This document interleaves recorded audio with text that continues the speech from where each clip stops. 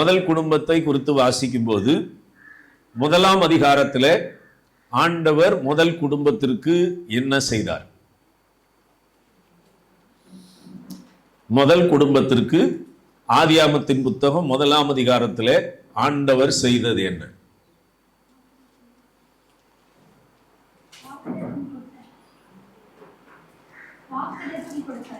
வாக்குத்தத்தம் கொடுத்தாரா? அந்த வாக்குத்தத்தம் என்ன? 1ஆம் அதிகாரத்தில் ஆண்டவர் ஆதியாகமத்தில் மனுஷனுக்கு அல்லது முதல் குடும்பத்துக்கு என்ன செய்தாருன்னு கேட்டேன். நீ ஆபிரகாம் போயிட்ட. அது நான் வசனம்லாம் கேட்கல பிரதர். என்ன கொடுத்தாருன்னு கேட்டேன். அதை ஒரே வார்த்தையில சொல்லலாம். ஆண்டு கொள்ளும்படி ஆசீர்வதித்தார். அடுத்தது அது 2ஆம் அதிகாரத்துக்கு போயிட்டோமா? 1ஆம் அதிகாரம் கேட்டுருங்க. எல்லாமே கொடுத்தாருன்னா அது மொட்டையா இருக்கு, தெளிவா இருக்கணும். ஆண்டு கொள்ளும்படி ஆசீர்வதித்தாருன்னு சொன்னாரு. அதுல என்ன வந்துருச்சு? ஆளுகை வந்துருச்சு. எல்லாமே கொடுத்தாருன்னு சொன்னா நான் என்னத்த சொல்றது? மாமா 1ஆம் அதிகாரத்துல என்ன இருக்குன்னு பார்த்து சொல்லு. 2ஆம் அதிகாரத்தை பேசிக்கிட்டே இருக்கீங்க. 1ஆம் அதிகாரத்துல முதல் குடும்பத்துக்கு ஆண்டவர் செய்தது என்ன பாத்தீங்களா? ஆதியாகமத்தின் புஸ்தகத்தை நீங்க இப்ப திரும்ப திரும்ப வாசித்தாதான் என் குடும்பத்துக்கு என்ன கொடுத்தாருன்னு தெரியும். 1ஆம் அதிகாரத்துல முதல் குடும்பத்திற்கு ஆண்டவர் என்ன கொடுத்தார் சொல்லிட்டார். அவர் ஆசீர்வதித்து பழுகி பெருகி ஆளுகை செய்யும்படி ஆசீர்வதித்தார் சொல்லிட்டார்.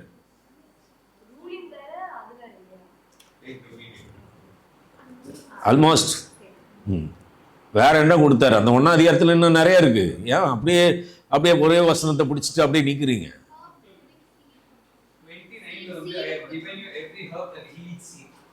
இங்க ஒரு ஆள் பேசிட்டு இருக்கு, சொல்லுமா? அதாவது விதைகளை கொடுத்தார், அதான் அர்த்தம். ஓகே, அதே தான் சொல்ற. விதைகளை கொடுத்தார். அது 2ஆம் அதிகாரத்துக்கு போயிட்டோமா? 1ஆம் அதிகாரத்தை பத்தி பேசிட்டு இருக்கேன். இன்னும் நல்லா புரிஞ்சுக்கோங்க, காதை நல்லா திறந்து கேளுங்க. You need to have a listening capacity. 1ஆம் அதிகாரத்துல என்ன கொடுத்தாருன்னு தான் கேட்டேன். நீ எழுது. தமிழ் எழுதுங்க. ஆகாரம் கொடுத்தார். அதுதான் இப்ப இதுக்கு இப்ப ஆர்த்தி சொன்னது அதுதான்.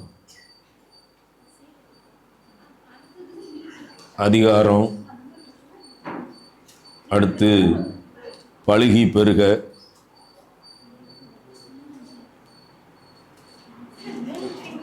விதை, ஆகாரம். முக்கியமானது ஒண்ணு இருக்கு, ரொம்ப முக்கியமானது ஒண்ணு இருக்கு.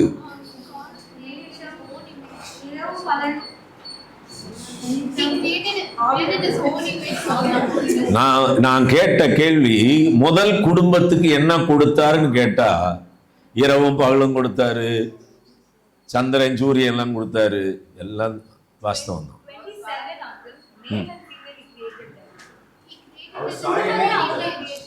அதைத்தான் எதிர்பார்த்துக்கிட்டே இருந்தேன். தேவ சாயலை கொடுத்தார். முதல் குடும்பத்திற்கு கொடுத்தது தேவ சாயல். தேவ சாயலை கொடுத்தது யார் யாருக்கு? ஆணுக்கும் பெண்ணுக்கும். அது சும்மா சொல்லக்கூடாது, வெறும் ஆணுன்னு சொன்னாலும் தகராறு. அந்த முதல் அந்த 26ஆம் வசனத்தை வாஸ்தா என்ன இருக்கு? Let us make man in our own image அப்படின்னு சொல்லிட்டு அடுத்த வார்த்தை என்ன சொல்றாரு? மனுஷனை உண்டாக்குவோமாக. இல்லைங்க, ஆணும் பெண்ணுமாக சிருஷ்டித்தார்ன்னு இருக்கா? அந்த வசனம் எங்க இருக்கு? 27 வாசிங்க, சத்தமா வாசிங்க. தேவன் தம்முடைய சாயலாக மனுஷனை சிருஷ்டித்தார், தேவ சாயலாகவே சிருஷ்டித்தார், ஆணும் பெண்ணுமாக சிருஷ்டித்தார். அப்ப இங்க உட்கார்ந்து இருக்கிற எல்லாருக்கும் என்ன கொடுத்தார்? தேவ சாயலை கொடுத்தார். என்ன பார்த்தா யாரை பார்த்த மாதிரி இருக்கணும்? தேவ சாயலிலே மனிதனை ஆண்டவர் உண்டாக்கினார். தேவ சாயல்ல இருக்கிற ஒன்று ஆளுகை செய்கிற நடத்துகிற லீடராக இருக்கக்கூடிய எல்லா கெப்பாசிட்டியும் ஆண்டவர் ஆதாமுக்குள்ளும் ஏவாளுக்குள்ளும் வச்சார். ஆதாம் என்று பெயரிட்டது யார்? ஆதாம் என்று பெயரிட்டது யார்? தம்பிமார், அவன் அது பாலை வாங்கணும். ஆதாம்னு பெயரிட்டது யார்?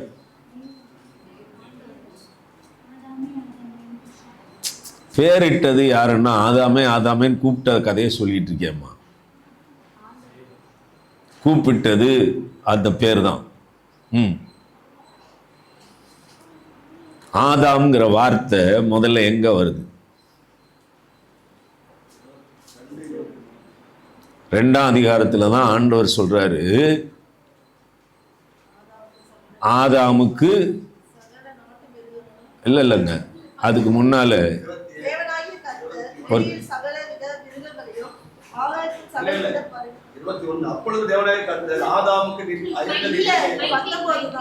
அதாவது தோட்டத்தை உண்டாக்குனாரு. ஆமா ஆமா ஆமா, ஆண்டவர் ஆதாம்னு முதல் வார்த்தை எங்க சொன்னாரு?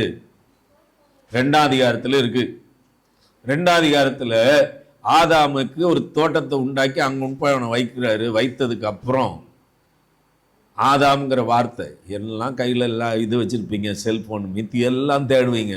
ஆதாம்னு போட்டால் முதல்ல எங்கே வருதுன்னு அது கரெக்டாக சொல்ல போகுது. 2:19 என்னம்மா வாசி?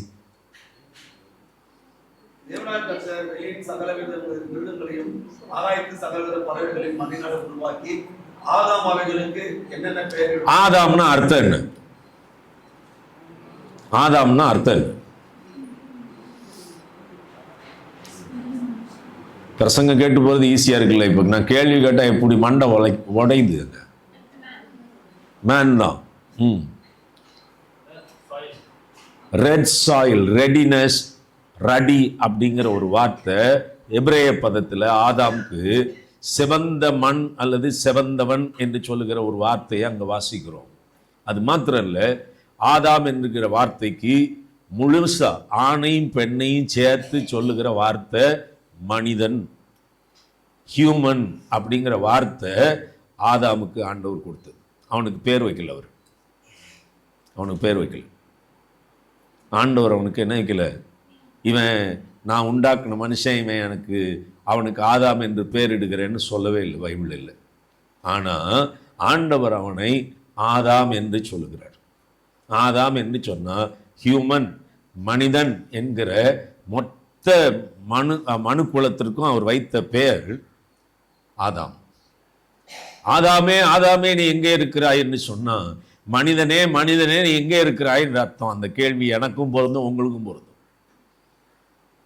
உடனே நம்ம என்ன நினைச்சக்கூடாது, அங்க ஏதேன் தோட்டத்துல தான் அவனை கூப்பிட்டாருன்னு. இன்னைக்கு சொல்றேன், ஆதாமே ஆதாமே நீ எங்கே இருக்கிறாய்ன்னு சொன்னா, நீங்க எங்க இருக்கீங்கிற கேள்வி அதுல அடங்கியிருக்கு.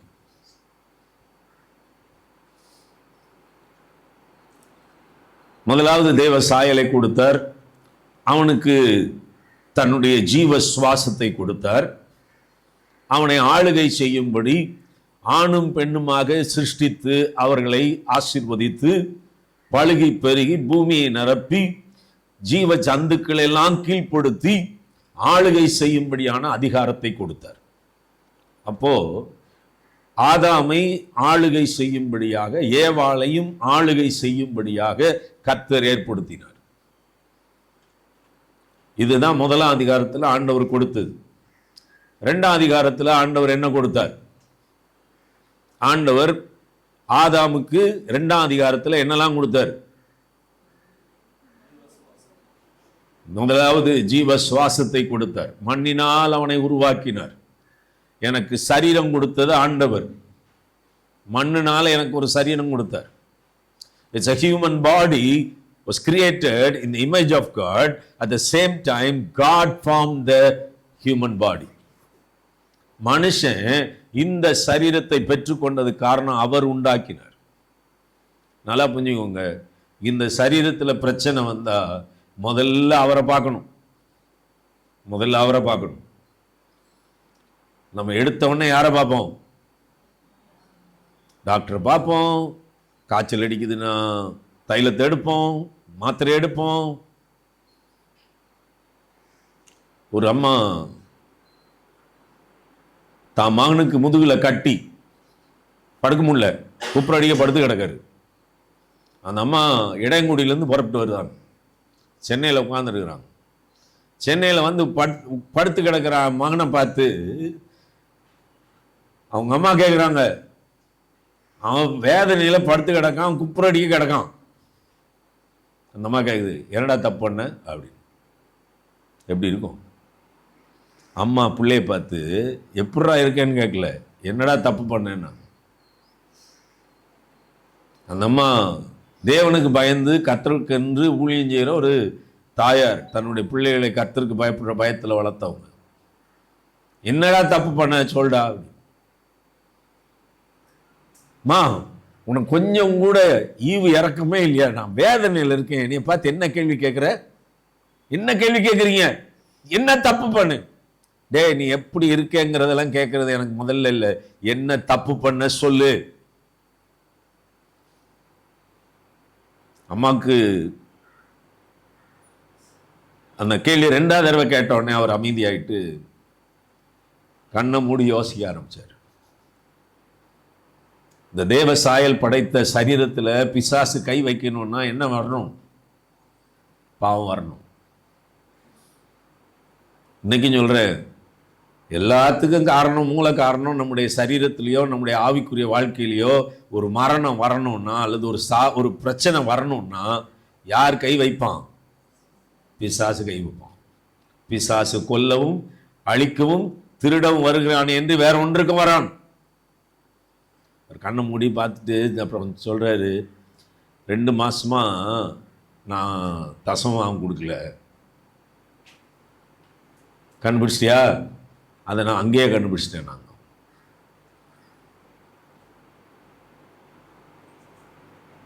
என்ன செய்ய போறேன்? நான் மன்னிப்பு கேளு. நான் ஆண்டவரே, நான் மொத்தமாக திருப்பி கொடுத்துட்றேன், என்னை மன்னிங்க. சொன்ன நேரத்தில் அந்த கட்டி உடஞ்சி கம்ப்ளீட்டாக கரைஞ்சி போயிடுச்சு. நான் பயமுத்துறதுக்கெலாம் பேசல. இப்போ I allow sin, I will be in problem. இந்த சரீரத்தில் வியாதியோடு படைக்கல ஆதாம், ஆசீர்வாதமான ஆரோக்கியமான சரீரத்தை ஆண்டவர் கொடுத்தார். எப்போ பாவம் செஞ்சானோ அப்போ தான் நிர்வாணம் வந்துச்சு. எப்போ பாவம் செஞ்சானோ அப்போ தான் தோட்டத்தை இழந்தான். எப்போ பாவம் செஞ்சானோ தேவனுக்கு தூரம் ஆகிட்டான்.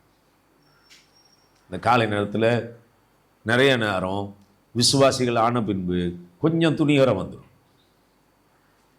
இது சின்ன காரியம் தானே, இது சின்ன பாவம் தானே. சின்ன பாவம் பெரிய பாவம்லாம் ஒன்றும் கிடையாது. ஒரு துளி விஷமும் பாலை கெடுக்கும், ஒரு பாட்டில் விஷமும் பாலை கெடுக்கும். பேசுகிற நானாக இருந்தாலும் கேட்குற நீங்களாக இருந்தாலும் இப்போ அலவ் சின், ப்ராப்ளம். இந்த காலை நேரத்தில் 2ஆம் அதிகாரத்தில் ஆண்டவர் அவனுக்கு நல்ல சரீரத்தை கொடுத்தாரு, ஜீவாத்மாவை கொடுத்தார். அவன் ஜீவ ஆத்மாவானான். அடுத்து என்ன கொடுத்தாரு?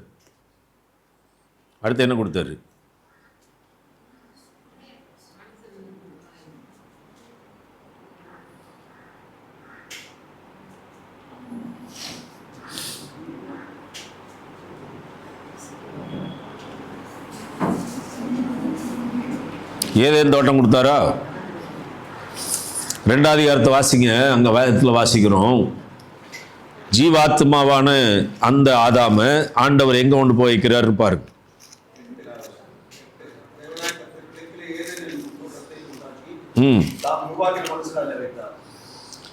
ஆண்டவர் அவனுக்கு ஏதேன் தோட்டத்தை கொடுத்தார். அந்த 5ஆம் வசனத்தில் கர்த்தருடைய வார்த்தை வாசிக்கிறோம்.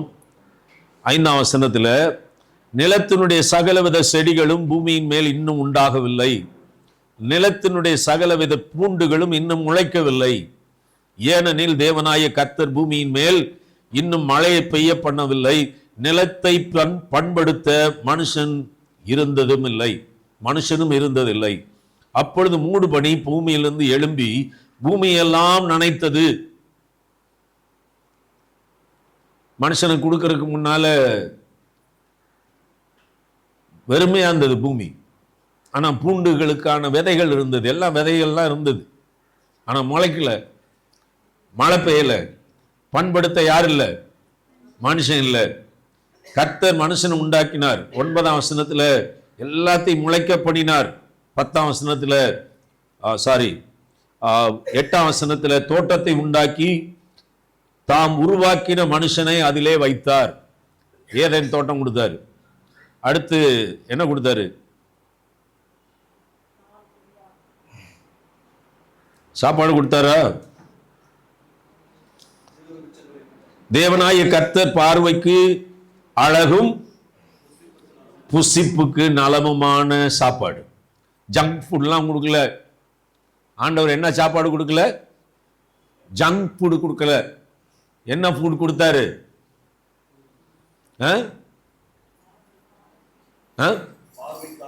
பார்வைக்கு அழகும் புசிப்புக்கு நலமுமான. நலமுமான வார்த்தையை இங்கிலீஷ்ல என்னவா எழுதியிருக்கு? இங்கிலீஷ்ல குட் ஃபார் ஃபுட். இன்னொன்னு விதத்துல நான் சொன்னா ஹெல்த்தியான ஃபுட் கொடுத்தாரு. ஹெல்த்தியான ஃபுட் கொடுத்தாரு, ஆரோக்கியமான ஃபுட் கொடுத்தாரு. நம்ம ஆரோக்கியமான சாப்பாடு சாப்பிட்றோமான்னு யோசித்து பாருங்க. முந்தா நாள் காரில் போகும்போது என் கூட வந்த அருமையான மகா சொன்னா, வாங்கக்கூடாது தான், ஆனால் வாங்கிட்டு வந்துட்டேன், நம்ம சாப்பிடுவோம் அப்படின்னு ஒரு பாக்கெட்டை கிழிச்சா. அந்த பாக்கெட் பார்த்தா புஷ்ன்னு இருந்தது. ஓப்பன் பண்ணா காற்று போயிடுச்சு. அதுக்குள்ளேருந்து எடுத்து தின்னா இருக்கிற உலகத்தில் இருக்கிற அத்தனை உப்பும் அதில் தான் இருந்தது. அதில் உலகத்தில் இருக்கிற கண்ணாப்பின்னான உரப்பும் அதில் தான் இருந்தது. ஆனால் அதையும் ருசிச்சு சாப்பிட்டு இருந்தாங்க. ரொம்ப ஆரோக்கியமான சாப்பாடு. அதெல்லாம் கண்டுபிடிச்சு கொடுத்ததுமா கடவுள் இல்லை, மனுஷன். அதனால ஆரோக்கியமாக சாப்பிட்டா ஆரோக்கியமாக வாழலாம். நல்லா புரிஞ்சுக்கணும். இதுக்கு முன்னால் ஒரு வார்த்தை சொன்னேன், தப்பு பண்ணுனா அல்லது பாவம் பண்ணா அவன் வருவான் அப்படின்னு. இன்னொன்று சொல்கிறேன், ஆரோக்கியமான உணவை தவிர்த்து கண்டதெல்லாம் முழுங்கினா இது ஒன்றும் குப்பை தொட்டி இல்லை. கண்ட குப்பையை உள்ளே போடுறதுக்கு ஆரோக்கியமாக சாப்பிட கற்றுக்கணும். ஆரோக்கியமாக சாப்பிட கற்றுக்கிட்டா வர வேண்டாததெல்லாம் வர வைக்க முடியாது. நல்லா புரிஞ்சுக்கணும். இன்னைக்கு அவன் உலகத்தான் சொல்கிறான், நீங்கள் உண்கிற உணவே மருந்து. நான் சாப்பிட்ற சாப்பாடே மருந்துன்றான். நான் சாப்பிட்ற சாப்பாடு மருந்தா இல்லை விஷமாங்கிறத யோசித்து பார்க்கணும். You need to think of it. என்ன சாப்பிட்றோம், எதை சாப்பிட்றோம்? கஷ்டமாக இருக்கும், கஷ்டமாக இருக்கும். ஆனால் அதை கற்றுக்கொண்டால் வேண்டாத இடங்களில் சதை தொங்காது, வேண்டாத இடங்களில் உடம்பு பருக்காது. ஐம் சாரி, ஆனால் கண்டிப்பாக சொல்லித்தான் ஆகணும். ஆண்டவர் ஆரோக்கியமான சாப்பாடு கொடுத்தாரு. நீங்கள் ஆரோக்கியம் இல்லாத தின்னு வேண்டாதெல்லாம் வர வைக்கணும். எச்சரிக்கையாக இருக்கும். அடுத்த வார்த்தை என்ன கொடுத்தாரு? என்ன கொடுத்தாரு? 15ஆம் வசனம் என்ன கொடுத்தாரு?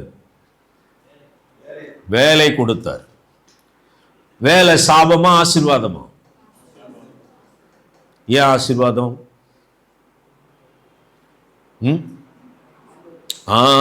நல்லா புரிஞ்சுக்கணும். வேலை எனக்கு ஆசீர்வாதம் பிகாஸ் ஆண்டவர் கொடுத்தார். நல்லா புரிஞ்சுக்கணும். நான் பார்க்குற எந்த வேலையா இருக்கட்டும், அது ஆண்டவர் கொடுத்த வேலை. ஆண்டவர் கொடுத்த வேலை. அதை நான் சபிக்கிறதுக்கு, என் கையின் பிரயாசத்தை நீ சாப்பிடுவாய், உனக்கு பாக்கியமும் நன்மையும் உண்டாயிருக்கும் என்று சொன்னார். நீ கையிடும் வேலையெல்லாம் கர்த்தர் உன்னை ஆசீர்வதிப்பார் என்று சொன்னார். இந்த கையிட்டு செய்கிற வேலையில தான் எனக்கு உயர்வு கொடுப்பார். லூக்கா எழுதின சுவிசேஷத்தில் இயேசு தச்சனுடைய வீட்டில் பிறந்தார். 30 வயது வரைக்கும் தகப்பனாருக்கு கீழ்ப்படிந்து தச்ச வேலை செய்தார். பைபிளில் சொல்லலை, ஆனால் ஒரு வார்த்தை அடங்கியிருக்கு அதில்.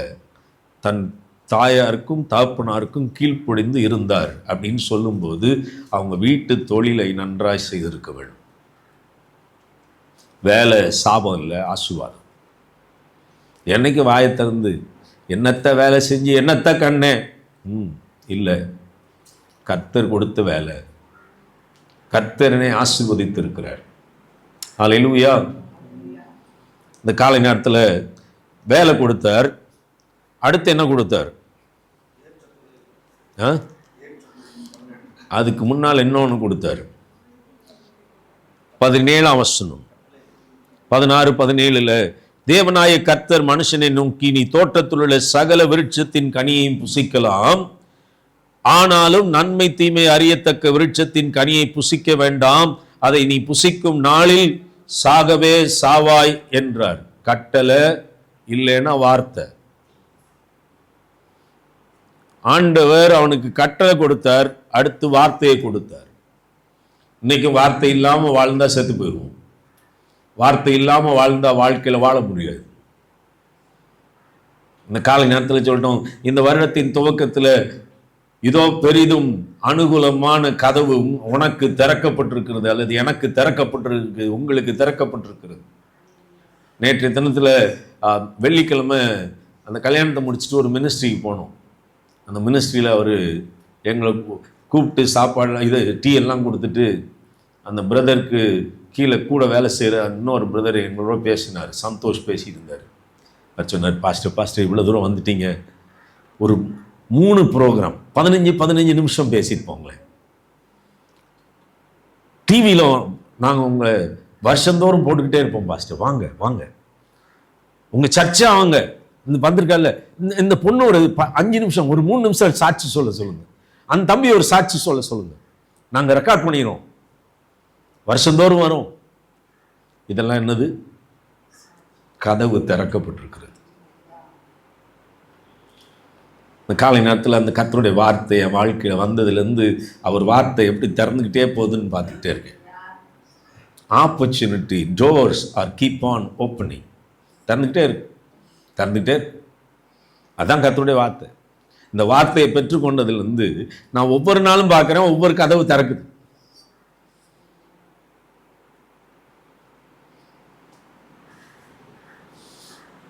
ஆகவே வார்த்தை ரொம்ப முக்கியம். எனக்கு என்ன வார்த்தை கொடுக்குறாரு, என் குடும்பத்துக்கு என்ன வார்த்தை கொடுக்குறாரு? ஆதாமுக்கு ஏவாளுக்கும் ஆண்டவர் அழகான வார்த்தை கொடுத்தாரு, உங்களை ஆசீர்வதித்தேன், உங்களை பெருக பண்ணுவேன், நீங்க சகலத்தை என்ன செய்யுங்க, ஆளுகை செய்யுங்க.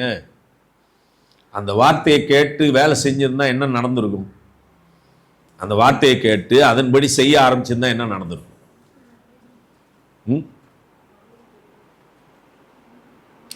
அவங்களுக்கு பிறந்த காயின் ஆபேல் சண்டை போட்டிருப்பானா? அங்க கொலை நடந்திருக்குமா? அங்க பிரச்சனை வந்திருக்குமா? இப்படி ஒரு கற்பனை பண்ணி பாருங்க. அப்படி கீழ்ப்படிந்து வாழ்ந்த ஆதாம் ஏவாளா இருந்தா இன்னைக்கு என்ன செஞ்சிட்டு இருப்போம்? இன்னைக்கு ஆதாம பார்த்துட்டு இருப்போம்.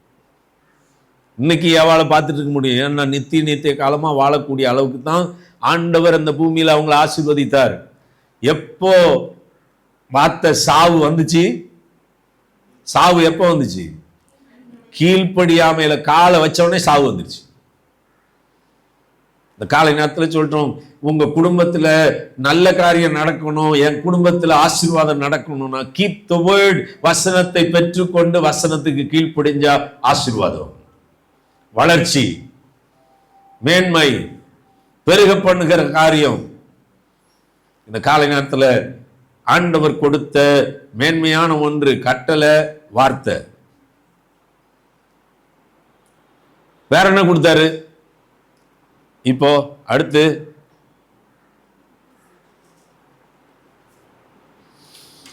பெண்ணை கொடுத்தார். மாப்பிள்ளைக்கு இப்பதான் பொண்ணு வராரு. இப்ப இவ்வளெல்லாம் கொடுத்ததுக்கு அப்புறம் தான் யார் வாரா? பொண்ணு வாரா. இன்னைக்கு நிறைய பேருக்கு இதெல்லாம் இல்லை, அதுக்கு முன்னாலே பொண்ணை தேடிட்டு இருக்கானுங்க. பாவம். பை காட்ஸ் கிரேஸ் நான் இந்த சத்தியத்தெல்லாம் படிக்கல அந்த காலத்தில்.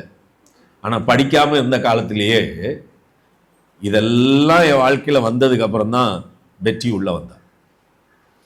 சொந்த வீட்டுக்கு கூட்டு போனேன். இன்னைக்கும் இஸ்ரவேலில் திருமணத்துக்கு முன்பதாக அந்த நிச்சயதார்த்தம் நடக்கும். நிச்சயதார்த்தம் நடக்கும்போது ஒரு 6 மாதம் 1 வருஷம் பிரேக் இருக்கும்.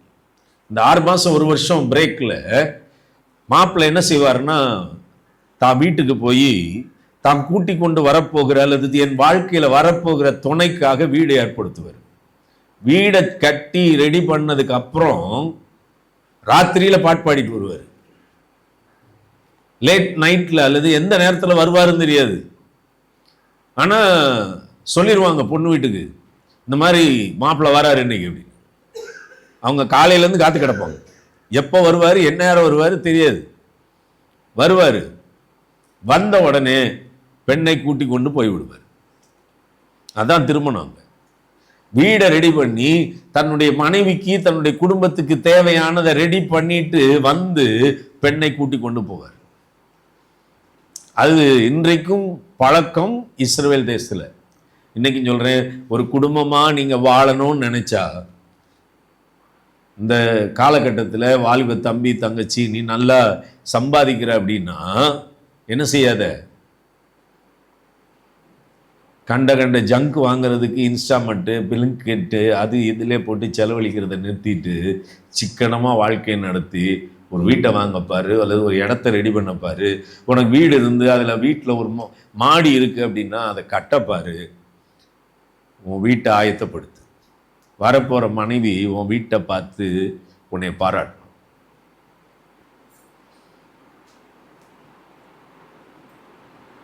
That's a must.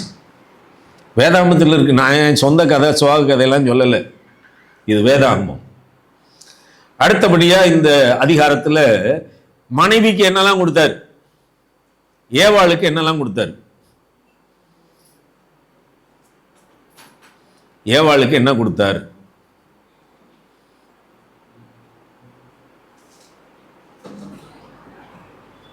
ஏவாளுக்கு என்ன கொடுத்தார்? ரட்சகரே உதவி செய்யுங்கப்பா எங்க ஜனங்களுக்கு. ஏவாளுக்கு ஆண்டவர் என்ன கொடுத்தார்?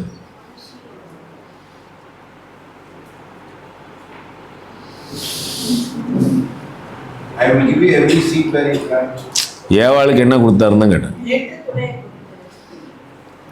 ஏற்ற துணையா இருக்கிறதுக்கு ஏவாள சொன்னார். ஏவாளுக்கு என்ன கொடுத்தார்?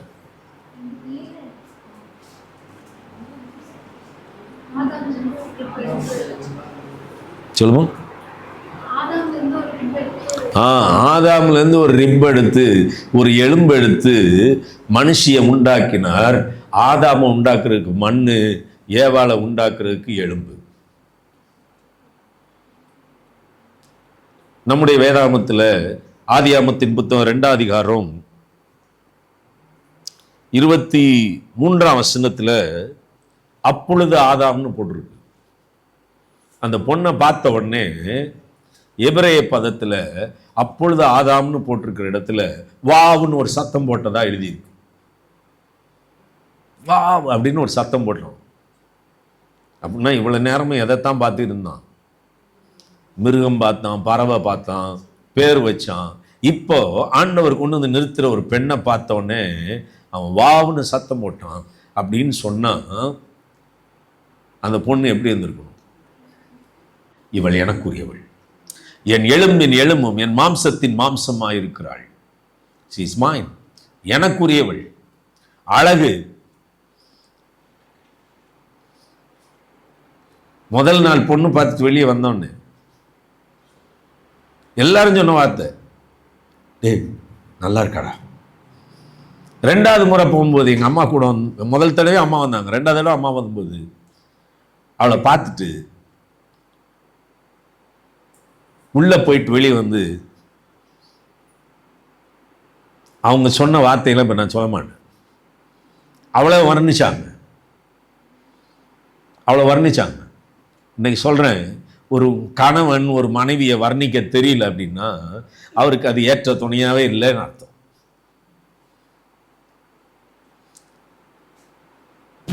புகழ தெரியல, அப்ரிஷியேட் பண்ண தெரியல, தான் மனைவியை பார்த்து ஒரு 2 வார்த்தை நல்ல வார்த்தை சொல்ல முடியலன்னு சொன்னா இட்ஸ் என்னமா சம்திங் ராங். முதல் முறையில் முதல் வெக்கேஷன் வந்துட்டு நான் லீவு நாட்களுக்கு வந்திருக்கிறேன். அப்போ ஒரு அந்த சேலை கொடுத்து உடுத்திட்டு வாரா. வந்தபோது அப்படி பார்த்துட்டு சொன்னேன், பெரியம்மா அந்த சேலை அழகாக இருக்கு, நீயும் ரொம்ப அழகாக இருக்க, ஆனால் ஒரு சின்ன திருத்தம் மாற்றிட்டு வந்துடு அப்படின்னு. என்னன்னு கேட்டான். பார்த்தோம், நான் சொன்னதை புரிஞ்சுக்கிட்டேன். உடனே போனான், மறுபடியும் கட்டிட்டு வந்தேன். அப்போ என் மாமியார் அங்கேருந்து வந்தவங்க சொன்னாங்க, ஏங்க அவட கேட்குறாங்க, ஏண்டி உங்கள் வீட்டுக்காரர் இவ்வளவு மைனூட்டாக பார்க்குறாரு அப்படின்னு. வேற ஒன்றும் இல்லை, அந்த மடிப்பில் அந்த சேலையில் இந்த ரோசஸ் வரிசையாக இல்லை அப்படின்னு சொல்லி சொன்னேன். இவ்வளோ மைனூட்டாக பார்க்கணுமா அப்படின்னு கேட்டாங்க. ஆதாம் எப்படி பார்த்தான்?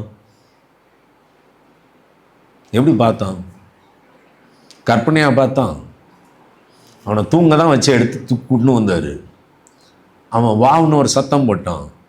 அவளை என் எலும்பின் எலும்பு, என் மாம்சத்தின் மாம்சம்னு வர்ணிச்சான். அவளை ஏற்றுக்கொண்டான்.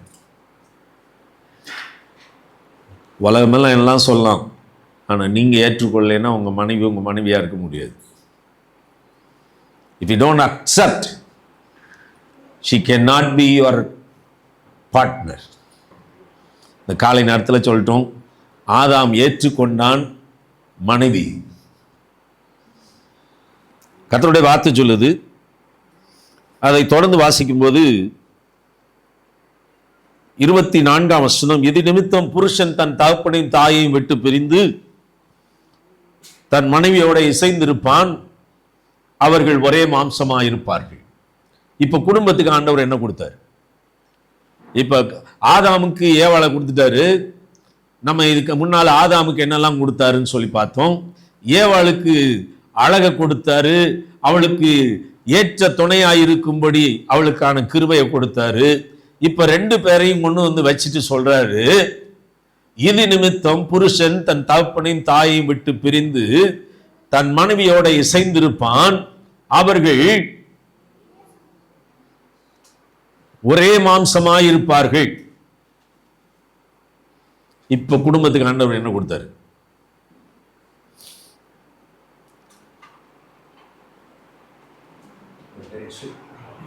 ஹெட்ஷிப். என்னடா பேச்சுலர் அகாமடேஷன், நீங்க ரெண்டு ஒரு பின்னால் வந்துருக்கீங்க. அவர்கள் ஒரே மாம்சமாக இருப்பார்கள். குடும்பத்துக்கு ஆண்டவர் கொடுத்தது என்ன?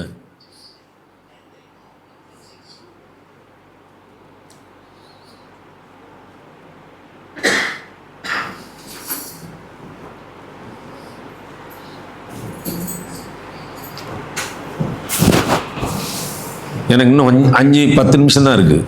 அவங்க கிடையாது தவிர ஓட விட்டுருக்காங்க.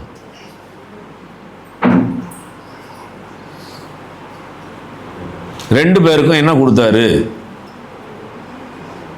இந்த வசனம் மாத்திரம் வேதாகமத்தில் ஒரே மாம்சமாயிருப்பார்கள்ங்கிற வார்த்தை 5 முறை வருகிறது. ஒரு தடவை இல்லை, 2 தடவை இல்லை.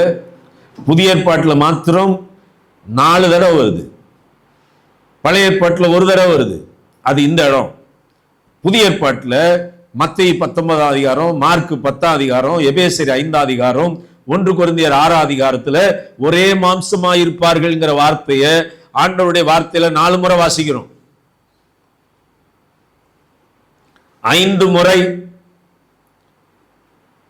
ஆண்டவருடைய வார்த்தை சொல்லுது ஒரே மாம்சம்.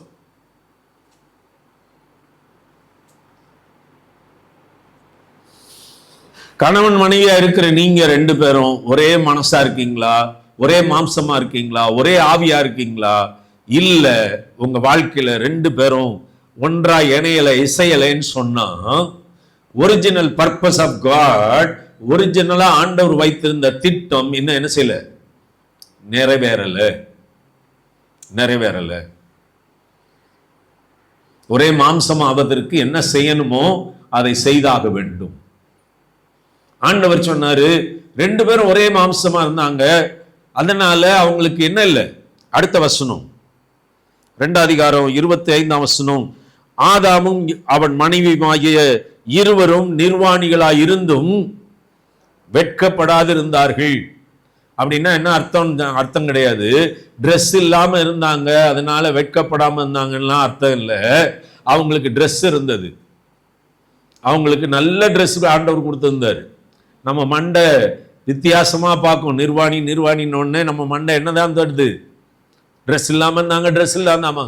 சங்கீதம் 8ஆம் அதிகாரம் அவங்களுக்கு என்ன ட்ரெஸ் கொடுத்திருந்தாருன்னு பின்னால எழுதுறாரு. சங்கீதம் 8 அவங்களுக்கு என்ன ட்ரெஸ் போட்டிருந்தாரு? 8ஆம் அதிகாரம் சங்கீதம் 4 அல்லது 5ஆம் வசனத்தை பாருங்க. 5ஆம் வசனம், நீர் அவனை தேவதூதரிலும் சற்று சிறியவன் ஆக்கினீர், மகிமையினாலும் கனத்தினாலும் அவனை முடிசூட்டினீர். ஆங்கிலத்தில் he clothed them with honor and glory. ஆங்கிலத்தில் அது என்ன போட்டிருக்குன்னா, அவர்களை மகிமையினாலும் கனத்தினாலும் ட்ரெஸ் பண்ணி இருந்தாரு. They were filled with the glory of God. They are filled with honor. திருமணமானது எபிரேயருக்கு எழுதின நிருபம் 12ஆம் அதிகாரத்தில் கர்த்தருடைய வார்த்தையில வாசிக்கிறோம். எபிரேயருக்கு எழுதின நிருபம் 12ஆம் அதிகாரம் அங்கே ஒரு வார்த்தை, அங்க எல்லாவற்றுக்குள்ளும் திருமணமானது. 12ஆம் அதிகாரம் 3ஆம் வசனம் வாசிங்க பார்ப்போம். எபிரேயர் 12:3.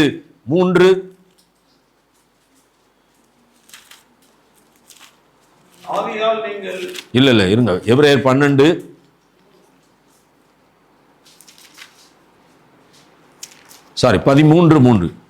13:4 மன்னித்து கொள்ளுங்கள். எபிரேயர் 13:4, விவாகம் யாவருக்குள்ளும், நல்ல அண்டர்லைன் பண்ணுங்க, கனம் உள்ளது. அப்ப ஆதாமும் ஏவாளையும் ஆண்டவர் ட்ரெஸ் பண்ணதுல ஒண்ணு என்ன இருந்தது? கனம், ஆனர். நல்ல ஒரு ட்ரெஸ்ஸை போட்டிருந்தாரு, ஆனர்னு ஒரு ட்ரெஸ்ஸை போட்டிருந்தாரு. அவங்களுக்கு மகிமைன்னு ஒரு ட்ரெஸ்ஸை உடுத்தி இருந்தார். எப்ப பாவம் செஞ்சாங்களோ அப்ப தேவ மகிமை அவர்களை விட்டு போயிட்டு அவங்க போட்டிருந்த ட்ரெஸ் போயிடுச்சு. அதுக்கப்புறம் தான் அவன் சொல்றான், தாங்கள் நிர்வாணிகள் என்று அறிந்து. அதுக்கு முன்னால நிர்வாணிகளா இருந்தும் வெட்கப்படாதிருந்தார்கள். அப்ப அவன் நிர்வாணியா இல்ல, ட்ரெஸ் போட்டிருந்தான். அவனுக்கு என்ன போட்டிருந்தது? மகிமையும் கனமும் அவனுக்கு ட்ரெஸ்ஸா இருந்தது. இன்னைக்கு சொல்றேன், எந்த வீட்டுக்குள்ள பாவம் வருதோ, எந்த நபருக்குள்ள பாவம் வருதோ, அவருக்கு மகிமையும் கனமும் போயிடும். கணவனும் மனைவி 2 பேரும் ஒன்னா இணையணும்னா முதல்ல 2 பேரும் மனம் திரும்பி தேவனுடைய பிள்ளையா மாறும். இல்லைன்னா ஆவிக்குரிய விதத்துல மண்டை என்ன செய்யாது? ஒண்ணு சேராது. ஆவி ஒண்ணு சேராது, ஆத்மா ஒண்ணு சேராது, சரீரம் ஒண்ணு சேராது. நல்லா புரிஞ்சுக்கணும். If you are a believer, find a believer. If you are a born again believer, find a born again believer. ஒரு நல்ல மனம் திரும்பின பிள்ளையா இருந்தா மனம் திரும்பின நபரை தேடி கல்யாணம் பண்றது ரொம்ப நல்லது. மனம் திரும்பாத, ஞானஸ்நானம் பெறாத, ஆவிக்குரிய வாழ்க்கையில வராத எந்த ஒரு பெண்ணையோ எந்த ஒரு பையனையோ தேடவே தேடாத. தேடினா உனக்கு மாமனார் வர்றது சாத்தான் தான் மாமனாரா வருவான். சாத்தான் தான் மாமனாரா வருவான். நான் தேவனுடைய பிள்ளையா இருந்து ஒரு அவிசுவாசிய கல்யாணம் கட்டினா என் மாமனார் யாரு? சாத்தான். ஏன்னா எங்க அப்பா ஏசுன்னு சொல்லுவேன், அவங்க அப்பா அவ என்ன சொல்லுவா? நாங்க எதையாவது ஒரு பேரை சொல்லுவா. ஏன்னா 33 கோடி இருக்கு. எச்சரிக்கையா இருங்க. ஈஸி இல்ல கல்யாணம். ஆண்டவர் அவனுக்கு ஏற்ற துணையை அவர் கொண்டு வர்றாரு. இன்னைக்கு சொல்றேன், if you want a partner, seek the Lord and he will give you the right partner. ஜெபம் பண்ண மாட்டேன், பைபிள் வாசிக்க மாட்டேன், ஆண்டவரை தேட மாட்டேன், ஆனா எனக்கு கல்யாணம் நடக்கணும், எனக்கு கல்யாணம் நடக்கணும். என்ன நடக்கும்? கல்யாணம் நடந்துச்சு. நான் 2-3 கல்யாணம் பார்த்துட்டேன். இப்ப நம்ம சர்ச்சிலையும் பார்த்துட்டேன், வெளியும் பார்த்துட்டேன். Be careful in choosing a partner. ஒரு பார்ட்னரை தெரிந்து கொள்வது ஈஸி இல்ல. போய் மேட்ரிமோனியில எழுதி வைக்கிறது இல்ல, அல்லது அவரை பாருங்க இவரை பாருங்கன்னு சொல்றது இல்ல. முழங்கால மடக்குனா கர்த்தர் கொண்டு வருவார். 17 வயசுல இருந்து 27 வயசு வரைக்கும் ஜெபம் பண்ணியிருக்கேன். 35 ஆண்டுகள் நல்ல திருமண வாழ்க்கைக்கு காரணம் ஆண்டவர் ஜெபத்தை கேட்டார். ஏன் ஊழியத்தில் இருந்தவங்க வந்தாங்க, எனக்கு வேண்டிய நண்பர்கள் மூலமா வந்தவங்க இருந்தாங்க, எல்லாம் வந்துச்சு. ஆனா ஆண்டவர் கரெக்டா ஒரு எலேசரை அனுப்புனாரு. என் வாழ்க்கையில சிறந்த பார்ட்னரை கொண்டு வர்றதுக்கு ஜெபம் உதவி செய்தது. ஏன்னா அவர் தான் 2 பேரை ஒன்னா கொண்டு வர்றாரு, 2 பேரை இணைக்கிறவர் அவர் தான். ஆதாம் ஏவாள் முதல் குடும்பம் அப்படிதான் இணைஞ்சிச்சு. நான் கேட்டா, வாலிப தம்பி தங்கச்சி உட்கார்ந்து இருக்கிற என்னைக்காவது சீரியஸா நேரம் எடுத்து கதவை அடைச்சிக்கிட்டு உள்ள போய் எனக்கு ஏற்ற பார்ட்னரை காட்டுங்கன்னு நீ கேட்டுருந்தீங்கன்னா உனக்கு வந்துடும். போன வாரத்தில் ஒரு மீட்டிங்கில் உட்கார்ந்தேன். அந்த அந்த தேவ மனுஷன் ஜோனத்தன் ஒருத்தர் பேசும்போது சொன்னாரு, 10 நாளியா, 10 நாள், 10 days they took it seriously. What Jesus said, இயேசு சொன்னாரு, நீ போய் எருசலேம்ல 10 நாள் காத்துரு. எருசலேம்ல போய் நீ மேலற எருசலேம்ல போய் காத்துருங்க, ஆவியானவர் வர்றது வரைக்கும் காத்துருங்கன்னு சொன்னாரு. அந்த இதுல 500 பேர் கேட்டான், 120 பேர் கீழ்ப்படிஞ்சான். 10 நாள் சீரியஸா உட்கார்ந்தான். 10வது நாள் ஆவியானுடைய நிறைவை பெற்றுக்கொண்டான். 380 பேர் கிடைக்கல, 120 பேர் கிடைச்சது. இன்னைக்கும் சொல்றேன், the best will come when you take time seriously in the presence of God. வேலைக்கு சீரியஸா கொடுக்குறீல, காலையில இருந்து சாயங்காலம் வரைக்கும் ஒரு 5000, 10,000, ஒரு 20,000, ஒரு 50,000 சம்பாதிக்கிறதுக்கு நாளெல்லாம் சாகுற நீ உன் வாழ்க்கையில ஒரு நாள் லீவ் எடுத்து சீரியஸா கதவை அடைச்சிக்கிட்டு கர்த்தரை தேடுவன் வை.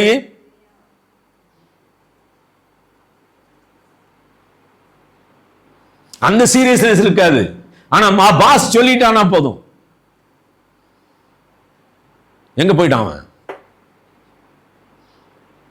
வினோத் நான் சொல்றான், என் பாஸ் சொன்னா நீ இந்த மாதிரி வேலை செய்யறதுக்கு ஆளே இல்லை, நீ தாண்டா அப்படின்னு ஒண்ணு. அந்த ஐஸ்ல கீழே விழுந்து நான் வேலை செஞ்சிட்டு இருக்கேன். சனிக்கிழமை லீவு. அவன் சொன்ன ஐஸுக்கு கீழே விழுற ஆளு கர்த்தருடைய வார்த்தை சொல்லுது, என்னை தேடு நான் கண்டுபிடிப்ப, என்னை தேடுனா உனக்கு ஆசீர்வாதம்ன்ற அந்த வார்த்தைக்கு கீழ்ப்படிய நமக்கு எப்ப மனசு வருதோ the best is coming. சொல்றங்க, ஆண் இளம் கிடையாது. It is not joke when I seek the Lord. ஆண்டவரை தேடினா பெஸ்ட் வரும். கண்டதை தேடினா கண்டதுதான் வரும்.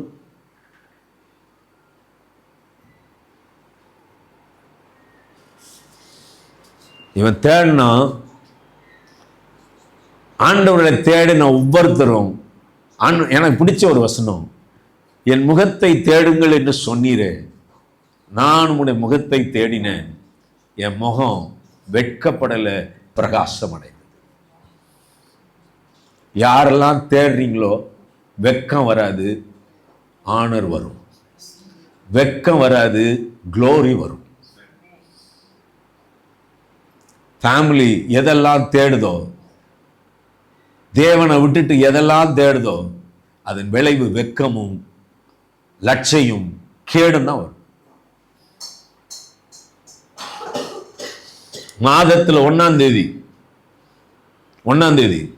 ஏன் நானும் என் மனைவி இங்கே காலையில் 6 மணிக்கு 5லேருந்து 5:30லேருந்து 6:30 பிரேயரை முடிச்சுட்டு சாப்பிடாம கர்த்தருடைய பாதத்தில் அரை நாள், 3/4 நாள், 1 நாள் தேடின நாட்கள் இன்னைக்கு வரைக்கும் ஆசீர்வாதமாய் கர்த்தர் நடத்தி கொண்டு போறேன். இந்த ஜோனத்தன்ற தேவ மனுஷன் பேசினதை கேட்டுட்டு வெளியே வரும்போது, ஆண்டவரே ஒரு 10 நாள் லீவ் போட்டு பேசாம உங்க கூட உட்கார்றதுக்கு உட்கார்ந்தா அந்த அபிஷேகம் எப்படி இருக்கும்னு யோசிச்சு பார்த்தேன். 10 நாள் லீவ் போட்டு 120 பேரும் காலையில இருந்து சாயங்காலம் உட்கார்ந்து இருக்கிறானுங்க. ஜெபம் பண்ணானுங்க, பாட் பண்ணானுங்க, ஆராதிச்சானுங்க, உட்கார்ந்தானுங்க, ஜெபம் பண்ணானுங்க, பாட் பண்ணானுங்க, உபவாசித்தாங்கன்னு போல எல்லாம் சாப்பிட்டு தான் இருந்திருப்பான். 10 நாள் ஒண்ணு தேடினான். எதை தேடினான்?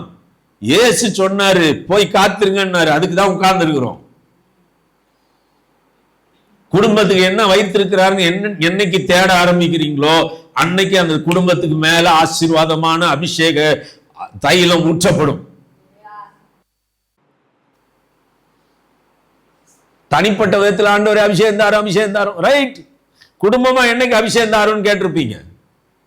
எக்ஸாம்பிள், பிரதர் தினகரன் டெய்லி ஒவ்வொரு நாள் சாயங்காலமும் அவரும் அவருடைய மனைவி பிள்ளைங்க எல்லாரும் உட்கார்ந்து, 2 பிள்ளைங்களும் அவரும் அவருடைய மனைவி உட்கார்ந்து கர்த்தரை தேட தேட தேட தேட தேவ சமூகத்துல அவங்க கர்த்தருடைய பாதத்துல நாடினாங்க, தேடினாங்க. ஒரு நாள் மாலை நேரத்துல அவங்க தேடி ஆராதித்து கொண்டிருக்கிற நேரத்துல அப்படியே வந்து தேவகுமாரன் நின்னாருன்னாரு. எத்தனை நாள் தேடினாங்க? பல நாட்கள். அப்படிப்பட்ட நேரத்தில் இயேசு உள்ள வந்தாரு, எங்க ஃபேமிலி பிரேயர்ல அப்படியே நின்னாரு.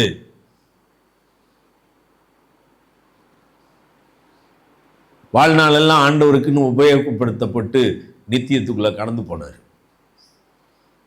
இந்த அனுபவம் மேன்மையானது. 2 பிள்ளைங்க, ஒரு பிள்ளைய தாம் கண்ணு முன்னால 17-18 வயசுல பிரைம் யூத்ல இருக்கும்போது அந்த பிள்ளைய பறி கொடுத்தாரு. உலகமெல்லாம் என்னமோ பேசிச்சு, ஆனா கர்த்தரை தேடினாரு.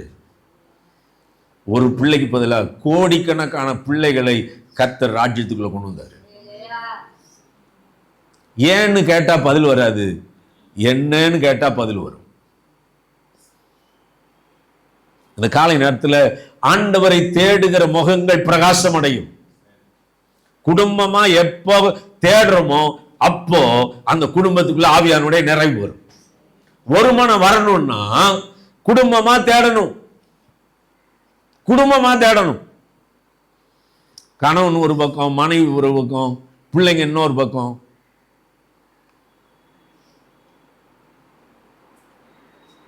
ஒரே ஒரு வார்த்தை சொல்லுங்க, என் குடும்பத்தில் ஒத்துமை இருக்கு அப்படின்னு சொல்ல முடியுமா? எனக்கும் என் புருஷனுக்கும் நடுவில் ஒற்றுமை இருக்கு, எனக்கும் என் பிள்ளைகளுக்கு நடுவில் ஒற்றுமை இருக்கு. There is no hide and seek. There is no problem with me. என் பொண்டாட்டிக்கு எனக்கும் எந்த பிரச்சனையும் இல்லை.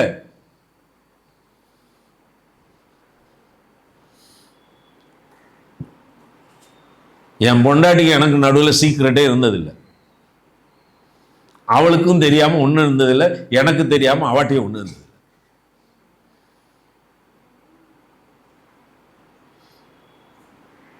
ஒன்னே ஒன்று செய்வா, எங்களுக்கு தெரியாம ஒளிச்சு ஒளிச்சு வைப்பா.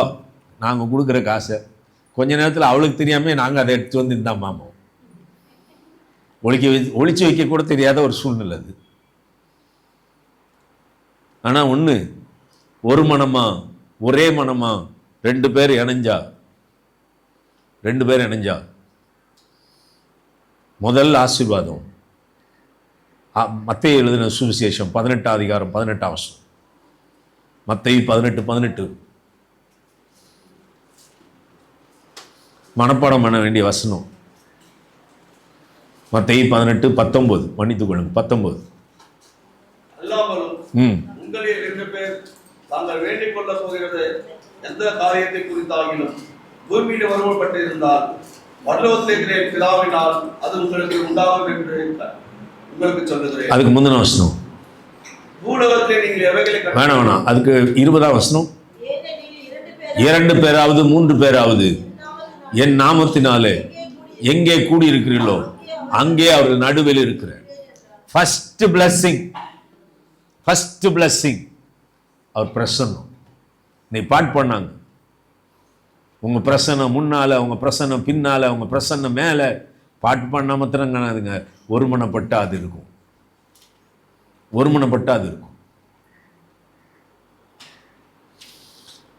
ஒரு வீட்டுக்கு ப்ரேயருக்கு போகிறோம். அந்த பையனுக்கு விச் கிராஃப்ட்டு, அவன் ஒரே தொல்லை பண்ணிகிட்டு இருக்கான். எனக்கு ஒரு சின்ன வேலை, அதனால் அவளை நான் சொன்னேன், நீ முன்னால் போமா, நான் பின்னால் வரேன். அவள் முன்னால் போய் வீட்டுக்குள்ளே உட்காந்து அவங்களோட பேசிட்டு ஜெபம் பண்ணுறதுக்கு ரெடி ஆகிட்டு இருக்கா. ஜெபம் பண்ண ஆரம்பிச்சிட்டா. கொஞ்ச நேரத்தில் நான் பின்னால் உள்ளே போகிறேன். நான் அந்த தெருவுக்கு டேர்ன் தான் பண்ணுறேன். அங்கே உள்ளே இருக்கிறவன் கத்துறான், இனிமேல் நான் இருக்க முடியாது, இவங்க 2 பேரும் ஒன்று சேருவாங்க, என்னை தொலைச்சிருவாங்க. இது நான் சொல்லல, விச் கிராஃப்டில் படுத்து கிடக்கிற பையன் சொல்கிறான், இவங்க 2 பேரும் ஒன்று சேர்ந்துட்டாங்கன்னா தொலைச்சிருவாங்க. இன்னைக்கு சொல்லட்டுமா, புருஷன் பொண்டாட்டி 2 பேரும் ஒன்று சேரலைன்னா எதிராளியை தொலைக்க முடியாது, தேவ பிரசன்னம் வராது. உள்ள போனது மாத்திரம்தான், கையை கூட வைக்கல ரிலீஸ் ஆயிட்டான். 2 பேர் ஒருமனப்படுவதற்கு என்ன தடை இருக்கோ அதை தூக்கி எறியணும், என்ன தடை இருக்குதோ அதை உதறணும். கஷ்டம். பொண்டாட்டிக்கு தெரியாம வச்சு இந்த காரியத்தை அவட்ட உடைக்கிறது ஈஸியா, இல்ல புருஷனுக்கு தெரியாம இருக்கிற காரியத்தை உடைக்கிறது ஈஸியா? ஈஸி இல்ல. ஆனா ஒருமனம் வரணும்னா உடைச்சே ஆகணும். பாஸ்டர் ரொம்ப டேஞ்சராச்சே, அது எனக்கு தெரியாதுங்க. அது டேஞ்சர் இல்லையாங்கிறது மறுபடியும் பிறந்த பிள்ளையா இருந்தா நடக்கும். அது மறுபடியும் பிறந்தவனா இருந்தால் நடக்கும். அது ஒரு மனம் தேவ பிரசன்னத்தை கொண்டு வரும், சத்ருவை உடைக்கும். அந்த 10ஆம் வசனத்துல நீங்க 2 பேர் ஒருமனப்பட்டிருந்து எதையாயிலும் கேட்டால் பரலோகத்தில் இருக்கிற என் பிதா தந்தருள்வார். நீங்க ஒருமனப்பட்டு கை கோர்த்து ஜெபம் பண்ணிட்டு அது நடக்கலைன்னா சொல்லுங்க, நடக்கலைன்னா சொல்லுங்க.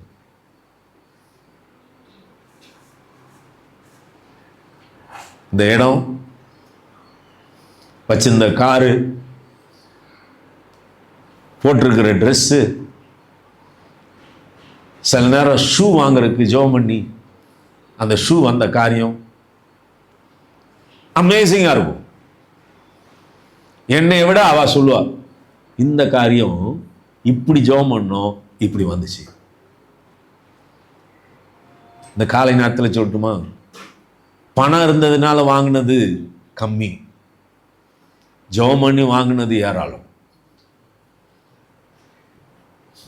ஜெபம் பண்ணி 2 பேரும் ஒருமனப்பட்டு வாங்கினது ஏராளம். உட்கார்ந்துருக்கான் அன்னைக்கு இத்தனை வயசுல ஒருமனப்பட்டு ஜெபம் பண்ண உடனே அவனுக்கு வந்த பர்பியூராங்கிற வியாதி மறைஞ்சது.